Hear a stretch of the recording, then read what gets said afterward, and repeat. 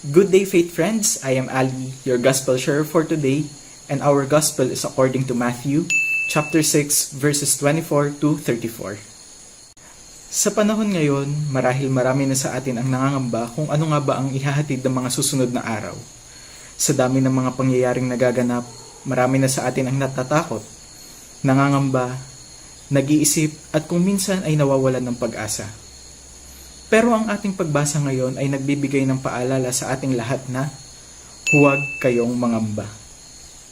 Bakit nga ba tayo nangangamba? Marahil may mga bagay tayo na ayaw mawala sa buhay natin. Pero lagi nating tatandaan na sa buhay, wala namang permanente. Lahat nawawala. Nasa sa atin na lamang kung paano natin ito tatanggapin. Pero lagi nating gawing positibo ang ating pananaw. Kumapit tayo sa paniniwalang kapag may umaalis, may mas magandang bagay na dadating at hindi niya tayo pababayaan.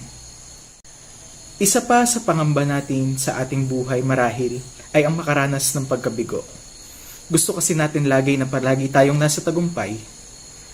Pero lagi nating tandaan na sa pagkabigo, natututo tayo at doon tayo lumalago.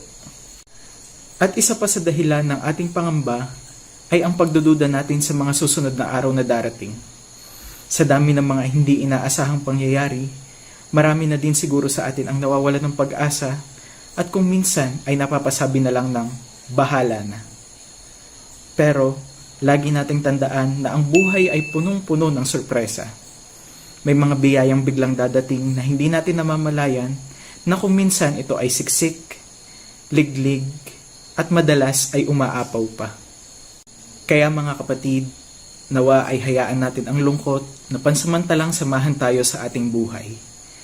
Hayaan natin ang takot ay gawin tayong matapang at hayaan natin na ang pangamba at duda ay gawin tayong matatag. Lagi nating tandaan na hindi tayo nag-iisa. Nandyan siya, kasama at sasamahan tayong palagi. Huwag kang mangamba, hindi ka nag-iisa. Thank you for listening and please subscribe to Faithbook PH. Stay safe everyone and God bless us all and may our faith never be weakened.